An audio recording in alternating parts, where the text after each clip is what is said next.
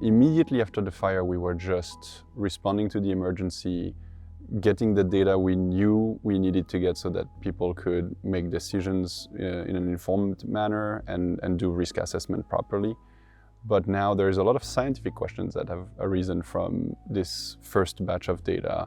And there's a lot of things we want to understand on how the fire works. It becomes so hot and there's so much material to burn because the houses are so tightly packed that it develops its own wind system and it self-propagates. So we don't exactly know, compared to a typical wildfire, what that means for the dispersion of the contaminants that it contains. So there's many different aspects from policymaking to pure knowledge that we want to explore that have just a reason because you start looking at something and it becomes interesting and you start to discover what are the holes, where can we fill in.